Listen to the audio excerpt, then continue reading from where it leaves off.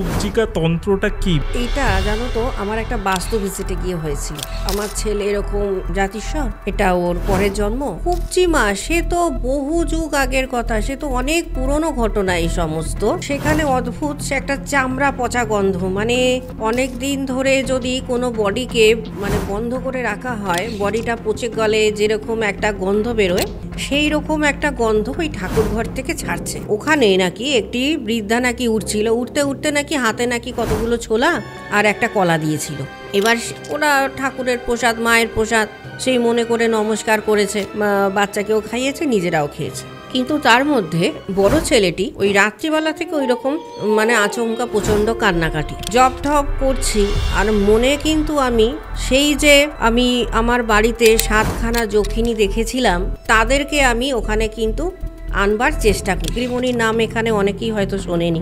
এগ্রিমণি হচ্ছে একরকম হার্বস। ধরো আমি যদি তার মাথার বালিশের নিচে রেখে দিই, একজন সুস্থ মানুষ মরার মতন ঘুমোবে। আমার এক বন্ধু এসেছিল রাশিয়া থেকে, ও প্ল্যানচেটের খুব প্র্যাকটিস করে। ও একদিন এরকম পাগলামিতে ওর একদিন আমিও বসেছিলাম সেখানে, যে জিনিসটা প্ল্যানচেটটা যে করছে সেটা কিভাবে করছে। তো ওইটা দেখার পর থেকে আমি এই জিনিসটা থেকে না, যাই করি প্ল্যানচেটের মধ্যে আমি থাকবো না। আপনাদের মধ্যে অনেকেই হয়তো এই তন্ত্রের নাম এখনো পর্যন্ত শোনেননি। আমাদের পডকাস্টে প্রিয়াঙ্কাদি যখনই আসে, নতুনত্ব কিছু নিয়ে আসে আপনাদের জন্য। আজকে সেরকমই নতুনত্ব একটা বিষয়, কুব্জিকা তন্ত্র। কুব্জিকা মায়ের কথা, কুব্জিকা তন্ত্রের কথা, এবং এই তন্ত্রের ফলে একটা ঘটে যাওয়া ঘটনার কথা, যেটা প্রিয়াঙ্কাদির একটা ক্লায়েন্টের সাথে ঘটেছিল, যার ফলেই প্রিয়াঙ্কাদি জানতে পারে এই তন্ত্রের বিষয়। কি ইন্টারেস্টিং তো! চলুন জেনে নিই এই সব কিছুর বিষয়। আজকের পডকাস্টটি পুরোপুরি কুব্জিকা তন্ত্র নিয়ে, তবে হ্যাঁ, কিছু টোটকাও প্রিয়াঙ্কাদি বলেছে। চলুন আজকের পডকাস্টটি শুরু করা যাক। মনসা কন্যা প্রিয়াঙ্কা আচারিয়া অন ইউটিএস।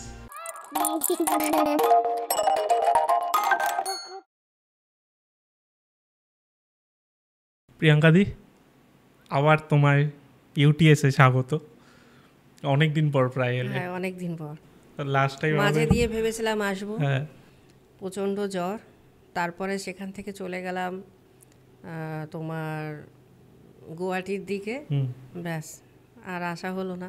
তারপর আবার খুব ভালো লাগলো তুমি ফাইনালি এলে, কারণ আমরা মিডিলে তুমি জানো হয়তো যে প্রায় স্পিরিচুয়াল কন্টেন্ট আমরা একটু বন্ধ রেখে অন্যরকম কন্টেন্ট করছিলাম।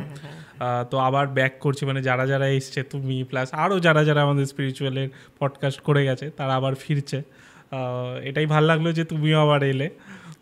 আজকে যে বিষয়টা নিয়ে আমরা কথা বলবো সেটা মানে আমার কাছে ইন্টারেস্টিং, কারণ আমি এই বিষয়ে অতটা জানি না। মানে অন্যদিন আমি একটা প্রিপারেশন নিয়ে একটা কোয়েশ্চেন মাথায় সেট করে বসি, বাট আজকে আমার কাছে কোনো কোয়েশ্চেন নেই। হ্যাঁ, দর্শকের মধ্যে হতে পারে অনেকে জানে, বাট আমি জানি না। কুব্জিকা মা, কুব্জিকা তন্ত্র যেটা মেনলি, তো এই কুব্জিকা তন্ত্রটা কি, মানে এর ইতিহাসটা কি? কুব্জিকা মাকে নিয়ে বলার উদ্দেশ্য, আমার যত প্রিয় দর্শকবৃন্দ আছে এখন দেখছে, তাদের জন্যই ভাবলাম যে না, কুব্জিকা মাকে একটু তুলে ধরি। কারণ এইটা জানো তো আমার একটা বাস্তু ভিজিটে গিয়ে হয়েছিল। মানে বাস্তু ভিজিট করতে গেছিলাম তোমার রাসবিহারী। সেখানে অদ্ভুতভাবে প্রথমে একটা ফোন আসে, 19 থেকে 20 বছর বয়সের একটি ছেলে। তার মা ফোন করে একদিন খুব কান্নাকাটি, যে আমার ছেলে এরকম জাতিস্বর, এটা ওর পরের জন্ম। ও ঘুমের মধ্যে সব সময় বলে যে মা, আমি তো আগের জন্মে কামাখ্যাতে ছিলাম, এখন তো আমি খুব বদমাইশতান্ত্রিক, তখন খুব বলি দিতাম। তো ঘুমের মধ্যে অনেক কিছুও বলতো। আর মাঝের মধ্যেই ওকে যখন জিজ্ঞাসা করতো যে তুমি কোন মায়ের পুজো করতে, তখন বলতো কুব্জি কুব্জি।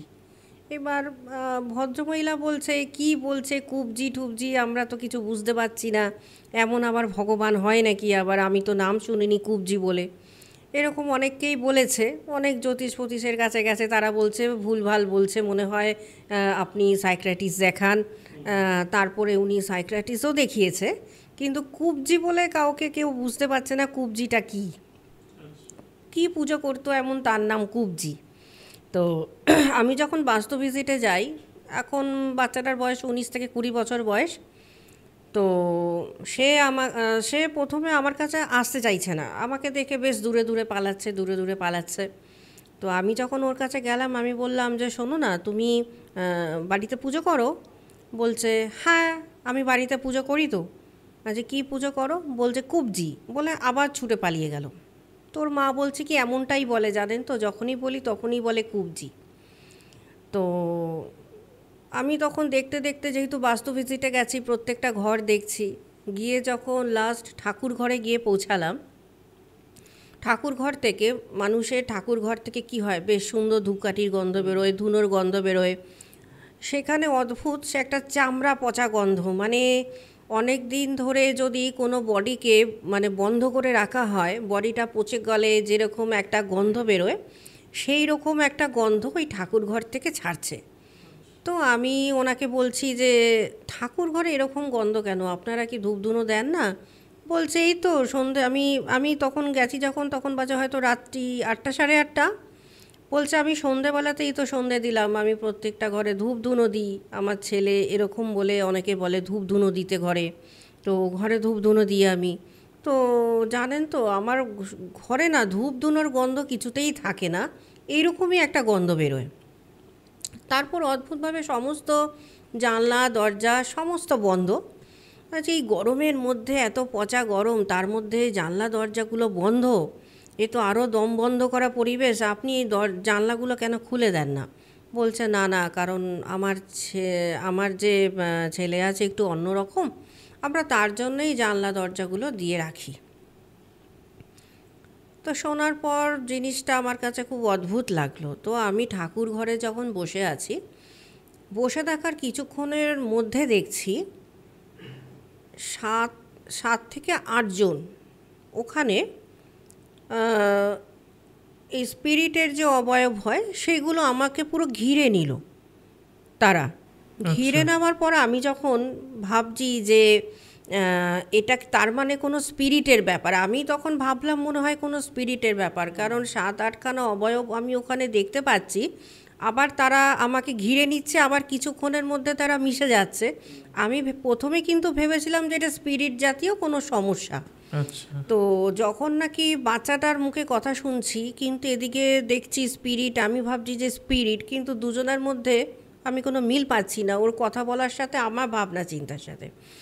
তখন আমার জিনিসটা খুব অদ্ভুত লাগলো যে স্পিরিট যদি হতো তাহলে তো একটা অন্যরকম ফিল পেতাম, আমি সেই ফিলও পাচ্ছি না। অথচ একটা অবয়ব দেখতে পাচ্ছি 7খানা 8খানা তৈরি হচ্ছে, নিজে নিজে মিলিয়ে যাচ্ছে। স্পিরিট হলে তো তার একটা আলাদা ফিল আসে, আমি বুঝতে পারি যে সেখানে কোনো স্পিরিট এসছে, কিন্তু আমি কোনো সেই ফিলিং পাচ্ছি না। আমি ওনাকে বললাম যে দেখুন, আমি আজকেই আপনাকে কোনো কিছু জানাবো না, আমি বাড়িতে ফিরে আমি আপনাকে জানাবো, কালকে জানাবো। তো রাত্রিবেলা যখন নাকি মেডিটেশানে বসেছি, তখন দেখছি ওখানে যে 7টা 8খানা যে অবয়ব তৈরি হচ্ছিল, হঠাৎ দেখছি সেখানে ওই 7খানা ঠিক ওরকম অবয়ব হলো, কিন্তু 8খানা আর হলো না। তো আমি ভাবলাম ওখানে 7-8খানা দেখছিলাম, তাহলে মনে হয় আমার হয়তো দেখার ভুল। এখন দেখছি 7 জন, তারা আবার দেখছি প্রত্যেকে কিন্তু লাল বস্ত্র পরা, আর নিজেরা ওখানে আমাকে পরিচয় দিচ্ছে তারা হচ্ছে যক্ষিণী। তো আমার কাছে কিন্তু খুব মানে একটা নতুনত্ব লাগলো যে স্পিরিট তো এতদিন ধরে করেছি, কিন্তু বলছে যক্ষিণী, 7জন যক্ষিণী। তো যখন বলা হলো যে 7জন যক্ষিণী, তাদেরকে যখন জিজ্ঞাসা করা হচ্ছে, তারা বলছে আমরা রিভেঞ্জের জন্য আছি। কিন্তু যক্ষিণী কি কখনো রিভেঞ্জ নেয়?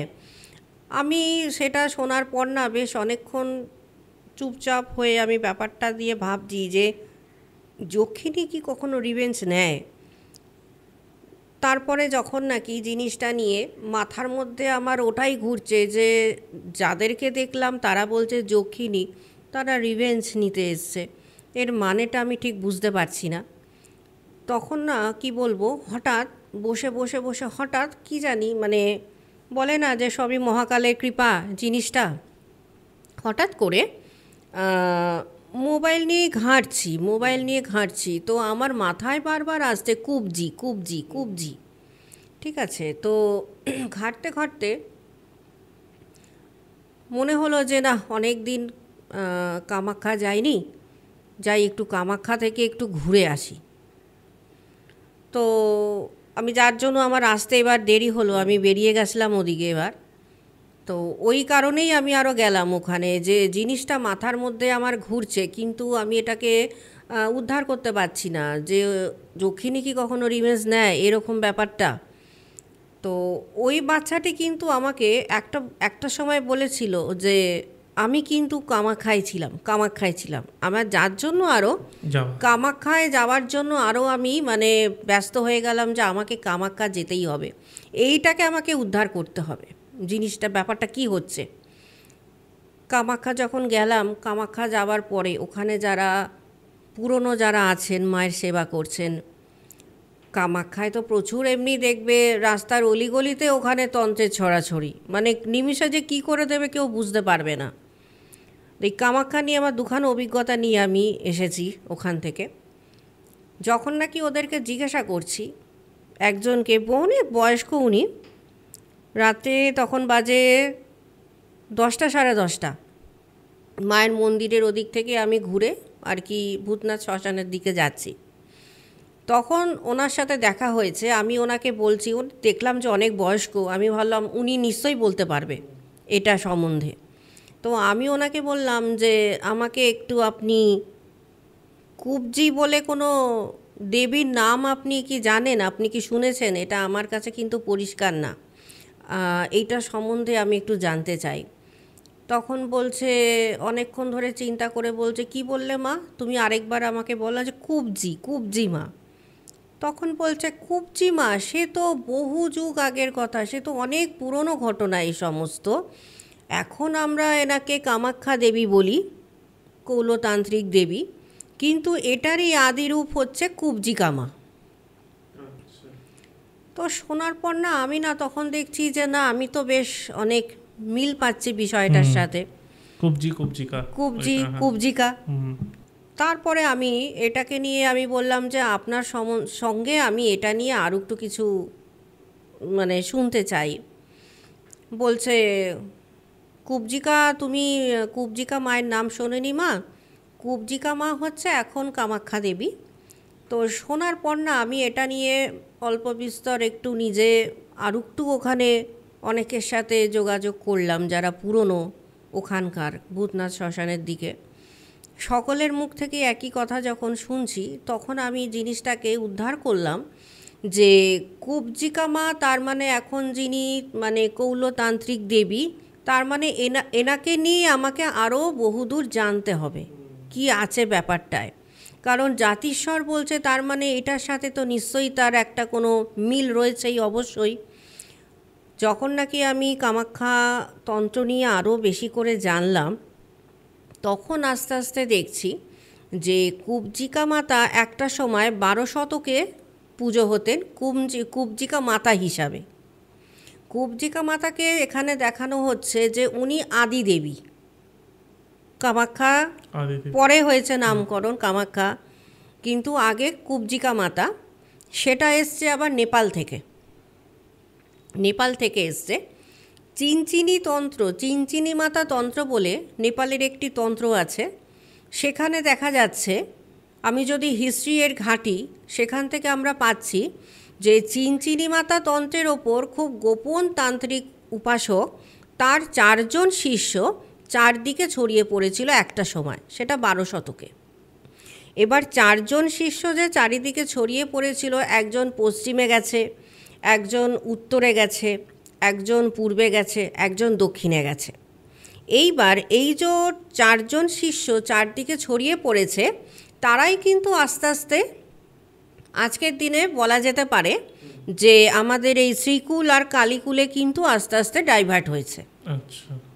কারণ এর হিস্ট্রি যখন নাকি আমি আরও ভিতরে যখন ঢুকলাম, তখন দেখছি সেখানে আছে যে কুবজিকা মাতা যখন নাকি ওখানে পুজো হতো, এখন যেহেতু উনি কৌলদেবী, আমাদের কামাখ্যা দেবী, তো সেখানে ওই শিষ্যরা যে নাকি পশ্চিমে গেছে, সে ওখানে ওখানকার যে ধর্ম মানে প্রচার করেছে পরম্পরা, সেই পরম্পরার নাম দিয়েছিল তখন কৌলিজম ওয়েস্টার্ন। আমাদের এদিকে যখন নাকি যারা এসছে, যারা উত্তর দিকে, ঠিক আছে, উত্তরান্মায় যারা শিক্ষা দান করেছে, তারা ওর নামকরণ করেছে আজকের দিনে আমাদের এই কালঘর্ষিণী তন্ত্র। এই কালঘর্ষিণী কিন্তু আস্তে আস্তে কালীকুলে পরিণত হয়েছে।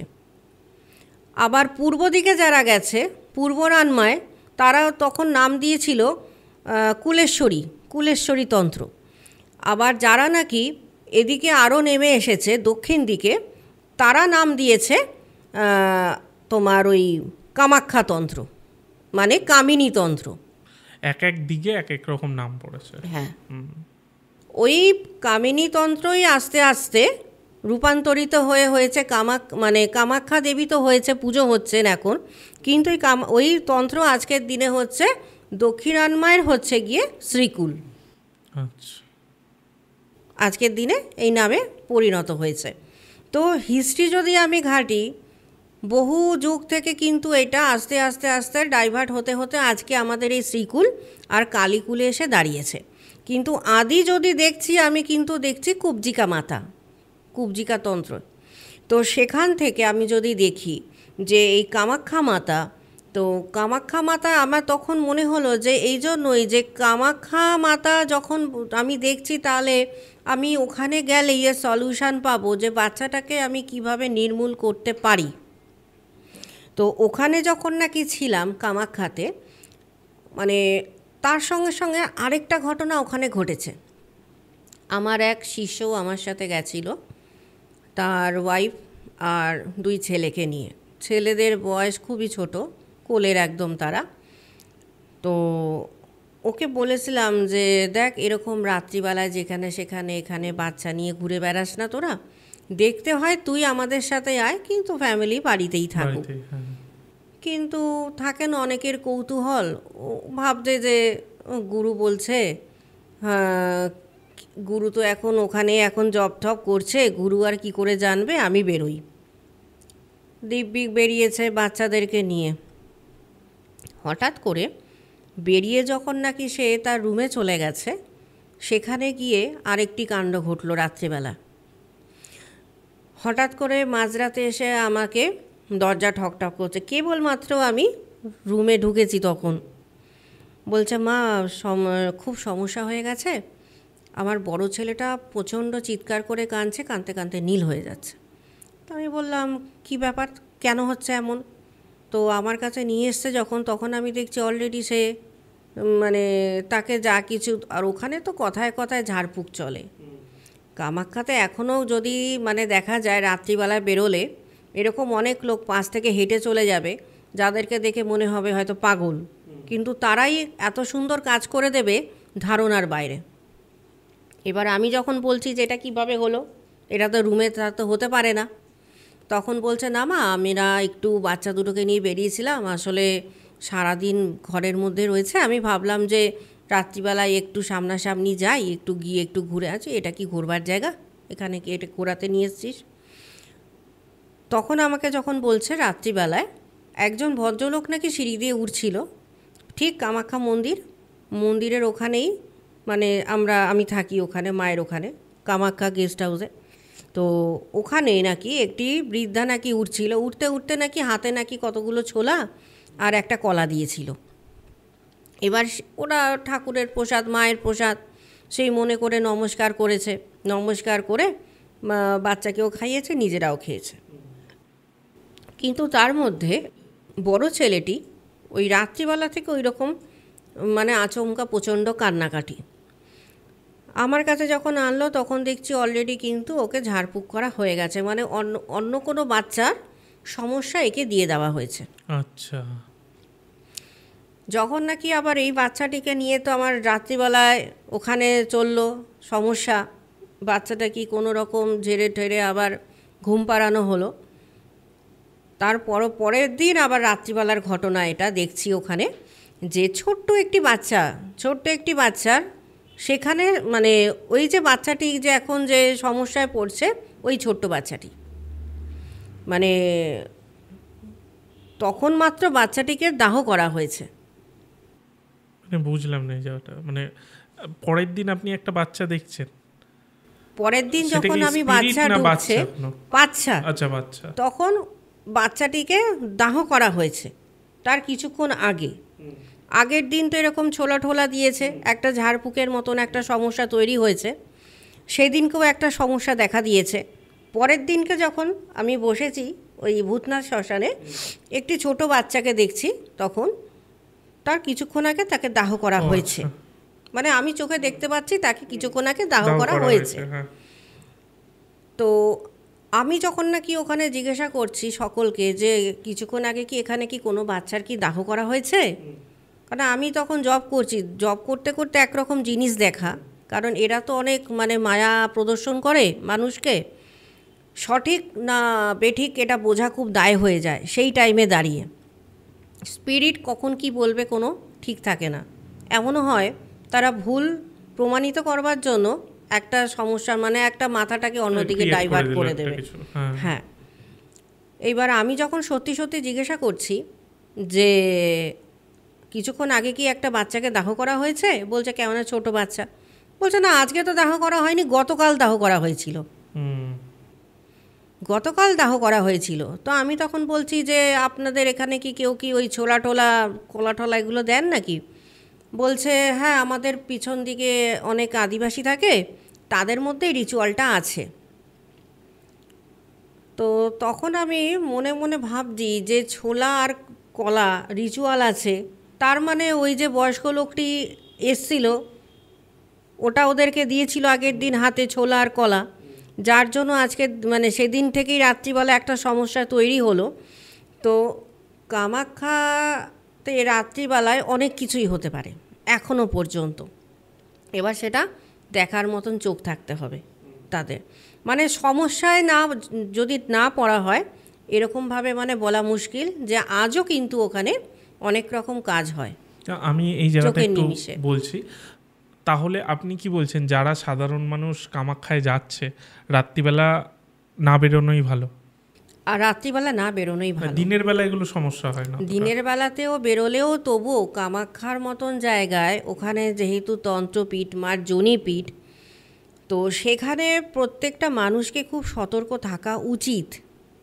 যারাই নাকি বেশি পাকামি করতে যায় তারাই কিন্তু একটা করে সমস্যা বয়ে আনে। মানে সিম্পল গেলাম পুজো দিলাম ঠিক আছে, হ্যাঁ হ্যাঁ, বেশি কিউরিসিটি বশত অনেকেই আছে, অনেক দেখি তো কি হচ্ছে, দেখি তো ওখানে কি হচ্ছে একটু দেখতে যাই। আর বিশেষ করে রাত্রিবেলায় তো একদমই না। ওখানে যখন তখন মানে ওখানে তন্ত্র ঝাড়ফুঁক করাটা কোনো ব্যাপারই না, ওখানে চোখে চোখে ঝাড়ফুঁক করে দেবে মানুষ, এখনও আছে তেমন লোক ওখানে। তো আমার তো চোখে তো সেখানে জল জ্যান্ত উদাহরণ যে আমার শিষ্যের যে ছেলে তার সঙ্গে চট করে জিনিসটা হয়ে গেল। তো অনেকের মনে প্রশ্ন থাকে যে কামাখ্যায় কি এখনও কি আগের মতন এই সমস্তগুলো হয়? কিন্তু আমি যেদিনকে স্টে করছি সেদিনকে রাত্রিবেলাতেই এরকম একটা ঘটনা ঘটে গেল। তো তারপরের দিন আমি যখন নাকি মানে বুঝতে পারলাম যে না, তার মানে এই যে বাচ্চাটিকে দেখছি সেটা ওরা তো বলেই দিচ্ছে আগের দিনের, এটা এর জন্যই সমস্যাটা হয়েছে বলে আমি আজকের দিনে এখানে একে দেখতে পাচ্ছি আমি। তারপরে এরকম জিজ্ঞাসাবাদ করতে করতে আমি যেহেতু ওই কাজটা নিয়ে গেছিলাম, আমার তো উদ্দেশ্য সেই কাজটা, তো আমি আবার আমার কাজের এতে যখন নাকি প্রশ্ন করছি ওখানকার অনেককে যে আচ্ছা এখানে অনেক আগে এখানে কি এমন কোনো তান্ত্রিক ছিলেন যে তিনি মারা গেছিলেন, যিনি কুবজিকা মাতার পুজো করতো, সাধনা করতো, উনি অনেক বলি ঠলি দিত, এরকম কি আগে কি হতো এখানে কামাখ্যাতে? বলছে সে অনেক আগের কথা, তখন এগুলো হতো, তখন এরকম হতো। মানে যেহেতু কামাখ্যা যোনিপীঠ এমনি ওখানে গুহ্যবিদ্যা, খুব গোপনীয়তাভাবে ওখানে তন্ত্রের জিনিসগুলো মানুষ সাধনায় ব্যস্ত থাকে। এখানে যেমন তন্ত্র সাধনাটা অনেক ইজি, কিন্তু কামাখ্যায় কিন্তু এখনও অনেক গোপনীয়ভাবে অনেক তন্ত্র সাধক আছে, এরকমভাবে গায়ে ঢাকা দিয়ে তারা এখনও আছে। তো যখন নাকি উনি বলছে যে একটা সময় ছিল, তো তার মানে তো বাচ্চাটার সাথে তো আমার কথা তো তাহলে মিলে যাচ্ছে, কারণ ও তো বলতো আমি কামাখ্যায় থাকতাম, পুজো দিতাম। তো সেদিনকে যাই হোক আবার ফিরে আসা হলো। পরের দিন আবার ঠিক রাত্রিবেলায় ভূতনাথ শ্মশানে যখন গেলাম আমি, তখন ধরো আমার গাড়ি করে আমি যখন যাচ্ছি, তখন ধরো তাও নেই নেই করে রাত্রি 11:30 ভূতনাথ শ্মশানে যখন ঢুকলাম, ওখানে গিয়ে দেখছি, মানে ওখানে যখন নাকি দেখছি যে মানুষজন আসছে, তো জপে বসলাম প্রত্যেক দিনের মতন, জপ টপ করছি। আর মনে কিন্তু আমি সেই যে আমি আমার বাড়িতে 7খানা যক্ষিণী দেখেছিলাম, তাদেরকে আমি ওখানে কিন্তু আনবার চেষ্টা করছি। তো যখন নাকি তারা ওখানে আসলো, স্পিরিট যখন ডাকা হয়, সেরকমভাবেই যখন যক্ষিণীদের ওখানে আহ্বান করা হলো, তারা যখন আসলো সেখানে, তাদের কথা অনুযায়ী যে আমি এই জন্মে রিভেঞ্জ নিতে এসেছি, এই জন্মটা তার জন্যই ওকে জন্মগ্রহণ করতে হয়েছে, আমাদেরকে যেই কষ্ট দিয়েছে এই কষ্টটা এই জন্মে সে ভোগ করবে বলে। সেটা আপনি কামাখ্যায় গিয়ে যখন বসলেন তখন জানতে পারলেন? হ্যাঁ, তৃতীয় দিনের কথা এটা, রাত্রে তাদের কথা যে তারা না, তাদেরকে নাকি নাকি আগের জন্মে নাকি কষ্ট দিয়ে মেরেছে কি না, যেহেতু কামাখ্যা তন্ত্র জনিপীঠ, আর যেহেতু ওখানে কুব্জিকা মাতার যে এসছে, সেখানে তো ব্যাপারটা সেই একই ছিল, একই উপাসনা। সেখানে যেহেতু কামেশ্বরী দেবীকে তো সেখানে যে সাধনা, সেখানে অনেকে নিজেকে কন্ট্রোলে রাখতে পারে না। এবার ওই যক্ষিণীদের কথা অনুযায়ী এই জন্মে যে জন্মগ্রহণ করেছে, যে এখন কষ্ট পাচ্ছে, সে নাকি তাদেরকে নাকি এরকম পরপর 7জনকে নাকি তাদের নাকি সম্ভোগ করেছে। আচ্ছা। তাদেরকে নাকি সম্ভোগ করেছে, সম্ভোগ করার পর নাকি এই 7জনকে নাকি এরা নাকি মারাও গেছে। এরা ওখানকার ছিল শক্তি, এরা শক্তি রূপে ওখানে ছিল কামাখ্যায়। এরাও বড় বড় সাধিকা ছিল 7জন। এদেরকে পরপর নাকি 7জনকে নাকি সম্ভোগ করা হয়েছে, সম্ভোগ করে নাকি তাদেরকে নাকি দাহ করে দেওয়া হয়েছে, যাতে কেউ না জানতে পারে বিষয়টা। এটা নাকি রাতের অন্ধকারে হতো, বা রাতের অন্ধকারেই নাকি তাদেরকে যখনই সম্ভোগ করা হয়ে যেত, তাদেরকে নাকি এই তান্ত্রিক নাকি তাদেরকে নাকি দাহ করে ফেলতো। তো 7জনকে এরকম পরপর করে, 7জনকে করার পরে নাকি এই তান্ত্রিক নাকি ওখানে খুব রহস্যময়ভাবে এরাই তাদেরকে আর কি, তারা সকলে মিলে একে আর কি মেরে দেয়। যার ফলে এই জীবনে আবার তাকে জন্মাতে হয়েছে। আজকের দিনে সে কিন্তু স্বাভাবিক না, মানে স্বাভাবিক কিন্তু না, মানে হাত পা যদি দেখা হয় খুব অদ্ভুত, নর্মাল নয়, খুব একটা ডেভেলপমেন্টও না, ব্রেন তার ডেভেলপমেন্ট এখনও তার হয়নি। এদিকে বড়, মানে বয়স কত? 19-20 বছর বয়স সে। তো সে এখনও কিন্তু সেরকমভাবে ডেভেলপমেন্ট তার এখনও কিন্তু আসেনি এতে, কিন্তু ও কিন্তু ওগুলো রাত্রিবেলা হলেই কিন্তু বলতে থাকে, দিনের বেলা কিছু বলে না, রাত হলেই কিন্তু ওগুলো কিন্তু বলতে থাকে, কুবজি কুবজি কুবজি, এই সমস্ত উল্টোপাল্টা, আমি মেরে দেবো, আমি বলি দিয়ে দেবো, আমি চিতায় দিয়ে দেবো, এই কথাগুলো কিন্তু ও কিন্তু আজকের দিনে কিন্তু বলে। ঠিক আছে, তো এবার কথা হচ্ছে যে এই ধরনের কেস যদি আমি সলভ করি, তাহলে আমি জানি যে ওইখানেই আমি তার উত্তর পাবো, এখানে এলে আমি সেই উত্তরটা খুঁজে পাবো না। যার জন্য এবার কামাখ্যায় গিয়ে মোটামুটি ধরো 7 দিনের মতন ছিলাম, এইটা শুধু আমি উত্তরটা বার করব বলে, যে উপায় কি, এই বাচ্চাটাকে ঠিক করবার উপায়টা কি আছে আমার। তো ওদের কথায় হচ্ছে যে কামাখ্যায় যদি তাকে নিয়ে যাওয়া হয়, সে আর কখনো ফিরে আসবে না। যদি বাচ্চাটাকে কামাখ্যায় আমি নিয়ে যাই ঠিক করতে, তাহলে সে আর ফিরে আসবে না। কিন্তু যেহেতু কামেশ্বরী, তো আমাকে কামাখ্যা ছাড়া তো আমি তো অন্য কোথাও তো পুজো করে তো আমি তো কাজও করতে পারবো না। তাহলে আমাকে অটোমেটিক তাকে কামাখ্যাতে নিয়েই যেতে হবে। আর কামাখ্যায় যদি আমি নিয়ে যাই তাহলে বলছে বাচ্চাটি আর কোনোভাবেই ফিরে আসবে না, কারণ এই 7জন যখিনী ওখানে খুব পাওয়ারফুল, যেহেতু ওটা তাদের জায়গা, ওরা তাকে আর ফিরতে দেবে না, যেভাবেই হোক ওরা তাকে মেরে দেবে। তো সেখান থেকে কিন্তু এই নতুন একটা অধ্যায় আমার শুরু হলো, যে কুবজিকা মাকে নিয়ে আরও বেশি করে জানব। কুবজিকা মা কি করত, কি তার পুজো ছিল, কিভাবে তার তপস্যা করত, কি গুহ্য সাধনা আছে, এটা নিয়ে জানবার জন্যই ওখানে 7 দিন আমি স্টে করে গেলাম কামাখ্যাতে। এবারে পরে যখন নাকি আমি ফিরে আসলাম ওখান থেকে, ফিরে আসার পর কুবজিকা মাকে নিয়ে আমি আরও এটার ওপর আরও বিস্তর জ্ঞান নেওয়ার চেষ্টা করছিলাম, যে আরও ভিতরে ঢুকবো, আরও ডিটেলসে যাব কি আছে।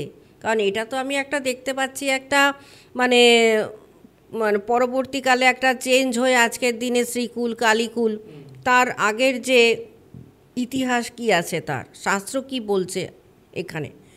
তো সেখান থেকে যখন নাকি আরও ঘাঁটলাম আমি জিনিসটা নিয়ে, দেখছি অদ্ভুতভাবে এই যে কামাখ্যা দেবী ওখানে এত, কামাখ্যা দেবী আমরা জানি যে কামাখ্যা যোনিপীঠ, সব থেকে যে কটা পীঠ আছে সব পীঠের মধ্যে এই পীঠ হচ্ছে সব থেকে স্ট্রং আমাদের পুজো পাঠ, আমাদের তান্ত্রিক উপাচার করবার জন্য। তো এই যে উপাচারটা যেহেতু যোনিপীঠের আমি যদি মানে ব্যাখ্যা করি যে এতটাই বা কেন শক্তিশালী অন্য পীঠের তুলনায়, কামাখ্যাতে এখনও যারা আছেন তারা এখনও এত শক্তিশালী কীভাবে, কি এমন ওরা সাধনা করছে, যোনিপীঠের সাধনা করলে কেন এত সাধক শক্তিশালী হয়ে যাচ্ছে, যেটা অন্য কোনো কিছু সাধনা করলে হচ্ছে না। তো যখন নাকি সাধনা হচ্ছে যোনিপীঠের,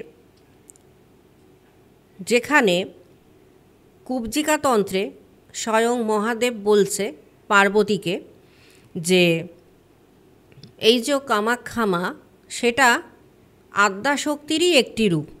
আচ্ছা, আমি এখানে একটু কাটছি, এইটা আমি ঢুকছি, তার আগে আমি জিজ্ঞেস করছি যে বাচ্চাটাকে তাহলে আর মানে ওই পরিস্থিতিতেই রেখে দিতে হলো? না, ওটা আমি কাজ করেছি। ও আচ্ছা, ওখানে আমি কাজ করেছি। মানে ওটা কি ঠিক হয়েছে?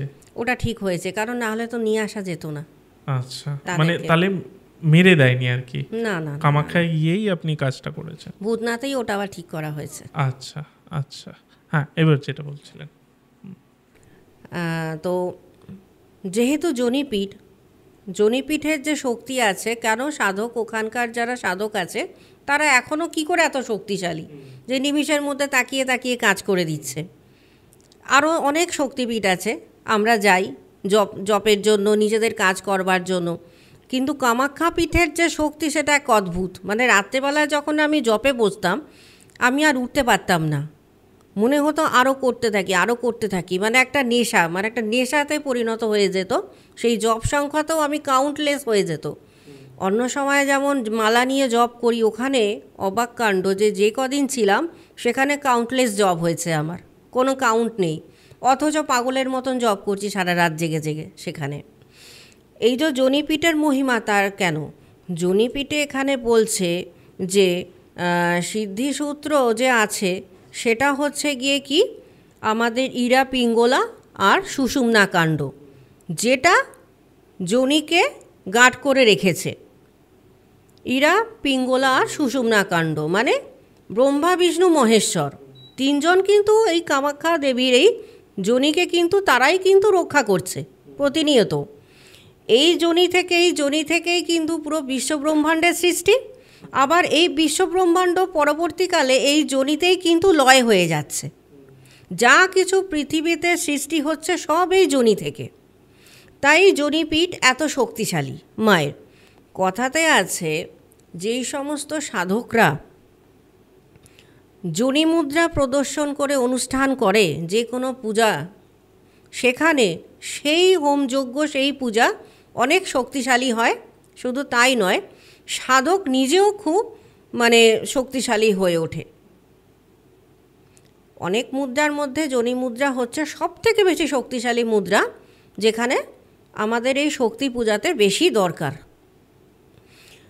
তো সেখানে আরও যখন নাকি আমি আরও যত ডিটেলসে ঢুকছি, সেখানে দেখতে পাচ্ছি যে আমি এই যে আমরা আস্তে আস্তে নিজেদের যে চক্রগুলোকে যে আমরা অ্যাক্টিভ করি, যখন আমরা ধ্যানে বসি, তখনও কিন্তু এই যোনি মুদ্রারই কিন্তু ফাংশান হচ্ছে।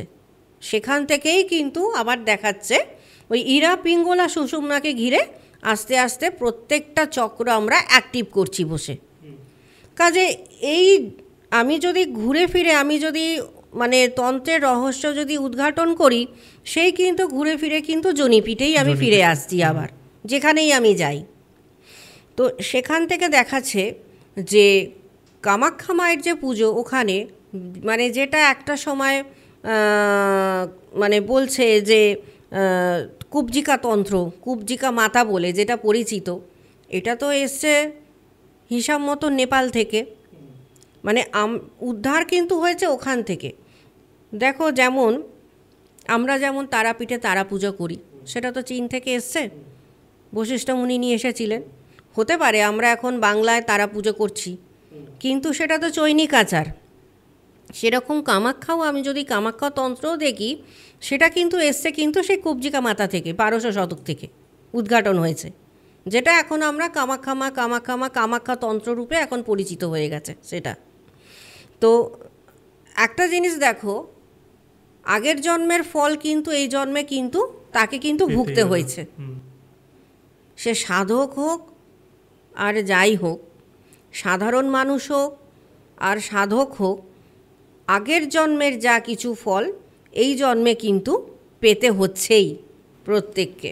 আচ্ছা, একটা জিনিস জিজ্ঞেস করি, সেটা হচ্ছে ধরুন আপনারা তারাপীঠে সাধনা করছেন, আপনারা যে কাজগুলো করছেন, সেটা কি ধরুন আমি বেসিক লাইনে বলি যে এই যে যারা ধরুন বান মারছে বা এই জিনিসগুলো করছে তারাপীঠে, কামাখ্যায়ও কি সেমই করছে?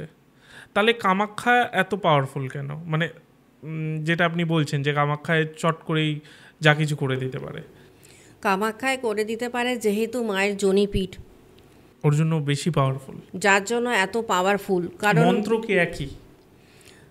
দেখো, পরম্পরা অনুযায়ী মন্ত্র কিছুটা এক থাকে, কিন্তু আচারগুলো চেঞ্জ হয়ে যায়।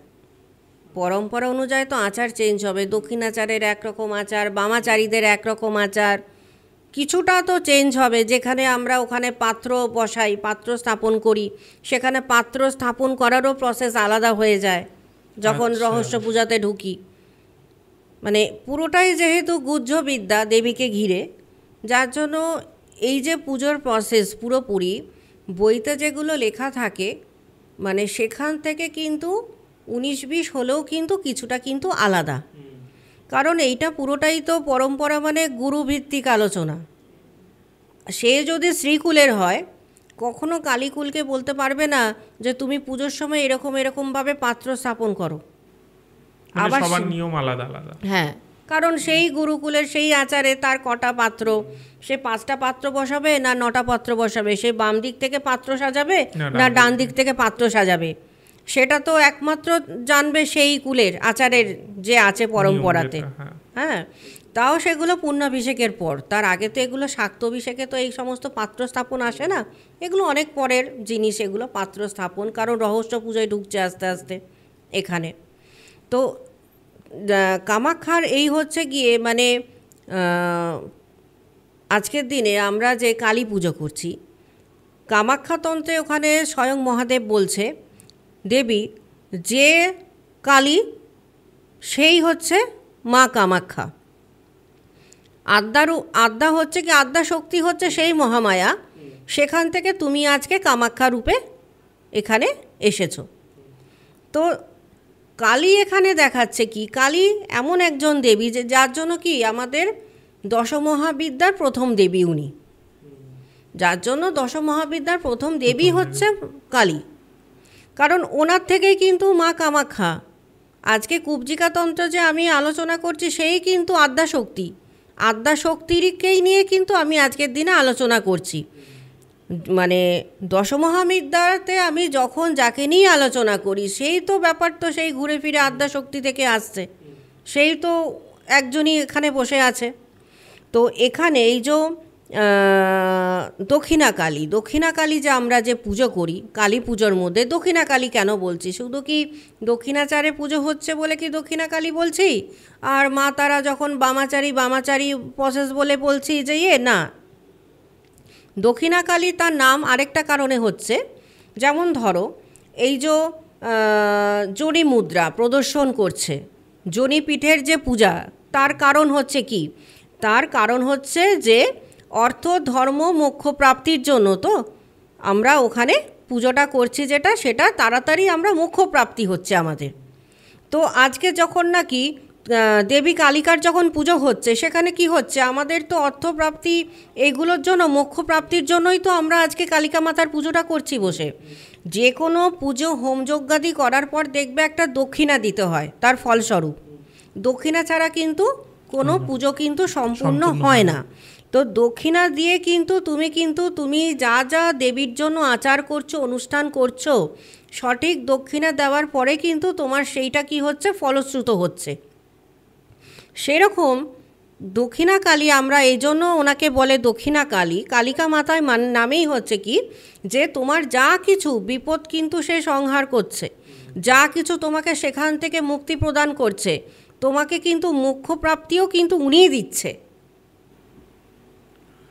যার ফলে এই কামাখ্যা দেবী আমরা যে পুজো করছি, আমরা যে বলছি যে মা কামাখ্যা, স্বয়ং মহাদেব কামাখ্যা তন্ত্রে বর্ণনা করছে, যিনি কালী, ওখান থেকেই কিন্তু আদ্যাশক্তি মহামায়া থেকে কিন্তু আজকে তোমার উৎপত্তি, আর কিছু না। মানে কোথাও একটা সব কিছুই কানেক্টেড সব, মানে সব কিছুই কানেক্টেড এখানে। এবার ধরো তুমি যদি তারা পুজো করো বা তুমি যেটাই করছো, তুমি ধ্যান যখন করছো, জপ যখন করছো, তোমার যদি চক্র যদি অ্যাক্টিভ না থাকে, তাহলে ধরো তুমি কোনো ক্রিয়া করতে বসেছো, তোমার ওই ক্রিয়ার তো কোনো ফলও হচ্ছে না, সেই ক্রিয়ার তো কোনো ফলও হচ্ছে না, তোমার তো চক্র অ্যাক্টিভ নেই, তোমার মধ্যে তো সেই পাওয়ারটাই নেই, তোমার মধ্যে তো সেই পাওয়ারই নেই। তাহলে কি করে তুমি যেই কাজটা করছো মানুষের উপকারের জন্য, তাহলে কি করে সেটা ফলশ্রুত হবে? আমি কুবজিকা মাতা নিয়ে একটা শেষ প্রশ্ন করি। একটা হয় যেমনি আমরা নর্মাল কালী পুজো করছি, আর একটা হয় ধরুন আপনারা যেভাবে পুজো করছেন, আর একটা হয় যে মানে মাকে স্মরণ করে তন্ত্রক্রিয়া হচ্ছে, তিন রকম প্রসেস। এবার কুবজিকা মাতার ক্ষেত্রে কি হয়, মানে এনারও কি পূজা প্রক্রিয়া কি নর্মাল কিছু আছে, না এটা শুধু ওই তন্ত্রের ব্ল্যাক ম্যাজিক বা এই টাইপের জিনিসগুলোর জন্যই? দেখো, কুবজিকা মাতা মানে হচ্ছে যেটা শক্তি পুজো, হিসাব মতন এটা একটা শক্তি পুজো, মানে আর 5টা কালী পুজোর মতোই কি এটা? কারণ কুবজিকা মাতাই তো আস্তে আস্তে আজকের দিনে শ্রীকুলার কালীকুলে পরিণত হয়েছে। যারা চিনচিনি তন্ত্রে, যারা নাকি আজকের দিনে এই জিনিসগুলোকে নিয়ে এসেছে, বয়ে এনেছে, এই যে আজকে কথাগুলোর শুধু কিন্তু পরিবর্তন হয়েছে, আচারের পরিবর্তন হয়েছে, মানে যুগে যুগে যেরকম পাল্টাতে এসছে। আজকে আমি যদি দক্ষিণাচারও করি, সেটাও কুবজিকা মাতার পুজো হচ্ছে। আজকে যদি আমি বামাচার পুজো করি, সেটাও কিন্তু কুবজিকা মাতারই পুজো হচ্ছে। কুবজিকা মাতা হচ্ছে কি, মানে আজকের দিনে যে এই যে শ্রীকুল আর কালীকুল, কুলগুলো যে ভাগ হয়ে গেছে, তার উৎপত্তি মেন স্ট্রিম হচ্ছে গিয়ে আমাদের কুবজিকা মাতা, এটাই, আর কিছু না। এবার আসি, আপনি আগের দিন যেটা বলছিলেন যে কিছু ছোট ছোট বিষয় উইচক্রাফট নিয়ে বা এই বিষয়ে ছোট ছোট টোটকা বলবেন, তার আগে যেটা আপনি একটু আগে বললেন আমাকে অফ ক্যামেরা, যে উইচক্রাফট সবাই বলে ব্ল্যাক ম্যাজিক, আপনি বললেন হোয়াইট ম্যাজিক। দেখো, উইচক্রাফটটা তো ব্ল্যাক ম্যাজিক বটেই, কিন্তু ভুডুর সঙ্গে উইচক্রাফটের অনেকে গন্ডগোল করে ফেলে। আচ্ছা, এখন তুমি শুনে থাকবে অনেকে লেখে হুডু আর ভুডুটা কি, হুডু কি আর ভুডু কি? আচ্ছা, হুডু আর ভুডু, আমি যদি বলি যে মানুষ ওটাকে কিন্তু দেখায়, মানে যখনই বলছে ভুডু, বাবা তাহলে তো ব্ল্যাক ম্যাজিক করছে, কিন্তু ভুডু কিন্তু হিসাব মতন pure white magic, black magic কিন্তু একদমই না। তার কারণ বলি, ভুডু হচ্ছে একটা ধর্ম, এটা মানুষের মন থেকে আগে সব থেকে বড় হচ্ছে ভ্রান্তি আগে দূর করতে হবে। ভুডুটা কি? ভুডুটার নাম কি ব্ল্যাক ম্যাজিক? নয়। ভুডু হচ্ছে একটি ধর্ম, যেমন আমাদের সনাতন ধর্ম, ভুডু হচ্ছে তেমন একটা ধর্ম, ঠিক আছে? ভুডু কারা করছে? ভুডু হচ্ছে কি একদম আদিম যুগে এগুলো বেশি ছিল, যেটা এখনকার দিনে তোমার সাউথ আফ্রিকাতে আছে, ব্রাজিলে আছে, ঠিক আছে, নাইজেরিয়াতে আছে, টাগোতে আছে, যাদের ধর্মটাই হচ্ছে ভুডু ধর্ম।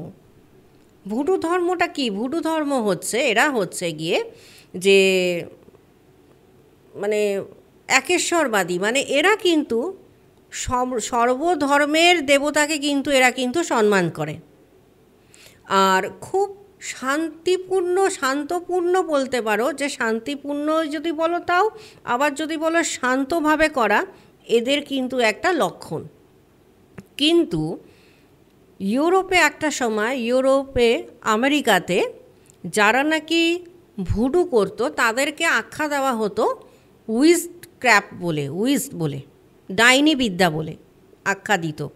কারণ তারা বিশ্বাস করত যে উইচক্রাফট হচ্ছে গিয়ে যেহেতু ডাইনি বিদ্যা, মানে তারা নিজে ডাইনি যারা প্র্যাকটিস করছে, তাদের জন্যই দেশে মহামারী হচ্ছে, কোনো সন্তানের মৃত্যু হচ্ছে, কোনো পশুর মৃত্যু হচ্ছে, ফসল নষ্ট হয়ে যাচ্ছে দেশের, প্রচণ্ড পরিমাণে দুর্ভিক্ষ দেখা দিয়েছে, বা ধরো প্রাকৃতিক দুর্যোগ হচ্ছে। কিন্তু ওরা ভাবতে এই ভুডু যারা করছে, উইচক্রাফটে যারা ডাইনি বিদ্যা করে, তাদেরকে আগে মেরে দাও, তাদের জন্য আমাদের দেশে সর্বনাশটা হচ্ছে।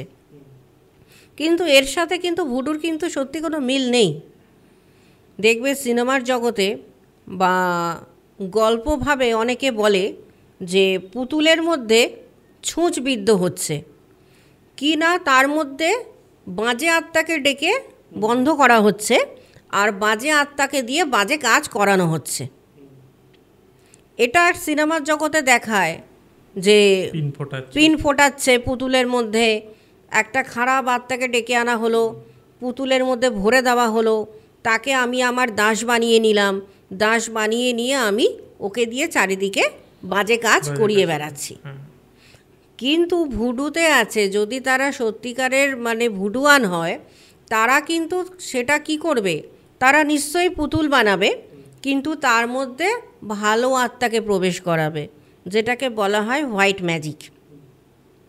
ভালো আত্মাকে ডাকা হবে, ভালো আত্মাকে আবদ্ধ করা হবে, এবং ভালো আত্মাকে দিয়ে প্রারম্ভিক যেখানে খারাপ কাজ যারা করে বেড়াচ্ছে, ধরো তোমার বাড়িতে কেউ তোমাকে ধরো চালান মারলো কেউ তোমার বাড়িতে, এই কাজটা ওরা তখন ভুডু তন্ত্র দিয়ে কী করবে না, ওই ভালো আত্মাকে ডেকে এনে পুতুলের মধ্যে আবদ্ধ করে তাকে দিয়ে ওটাকে সংশোধন করবে। কিন্তু সাধারণ অর্থে মানুষ ভুডু ভাবে, বাবা ভুডু তার মানে উইচক্রাফট, এ ডাইনি বিদ্যা করছে, চরমভাবে ব্ল্যাক ম্যাজিক করছে, মানুষের খারাপ করে দিচ্ছে। মানুষের কারণ ধারণাই তো এটাই, মানে এখন এত নেগেটিভিটি ছড়াচ্ছে, যার জন্য মানুষের মধ্যে আসছে যে আচ্ছা এইটার মানেই মানে খারাপই করছে, হ্যাঁ, ভালো কিছু করছে না। এর মধ্যে জানো না, আমার চেম্বারে প্রায় অনেকে আসে, এসে আমাকে বলছে যে, কারণ মানুষের মাথায় এটা ঘুরছে, ভুডু যারা ধরো, ভুডু হচ্ছে একটা ধর্ম যেটা আরও বেশি জড়িত হচ্ছে আদিবাসী তন্ত্র, তো তার সাথে কিন্তু ব্ল্যাক ম্যাজিকের কিন্তু সম্পর্ক নেই, মানে আমি তার খারাপ বা আমি তার কোনো ক্ষতি করে দিচ্ছি না। এসে কিন্তু অনেকেই জিজ্ঞাসা করে, আচ্ছা তার মানে এই যে আত্মাকে আপনি যে ডাকছেন, তার মানে নিশ্চয়ই আপনাকে বললে আপনি যে কাউকে মেরে দেবেন, আমার যত শত্রু আছে আমি যদি বলি আপনি তার বাড়িতে চালান করে দেবেন। তো এরকম অনেকে আসে, অদ্ভুত প্রশ্ন করে এসে, জানো তো, মানে তাদের ধারণা যে আত্মা ডাকছি বলে, আত্মাকে দিয়ে কাজ করাচ্ছি বলে, এইটা আমি এখন এখানে বসে উনি বলবে যে একে গিয়ে আপনি মেরে দিন, আমি ঠিক সুপারি কিলারের মতন তাকে মেরে দেবো, মানে এরকম একটা ব্যাপার চিন্তা ভাবনা কিন্তু মানুষের মধ্যে আসছে। আরও বেশি গ্রো করেছে কিছু মানুষ আছে যারা মানে অযৌক্তিক কিছু কথাবার্তা বলে মানুষকে বিব্রত করে, মানে ভুল রাস্তা দেখায়।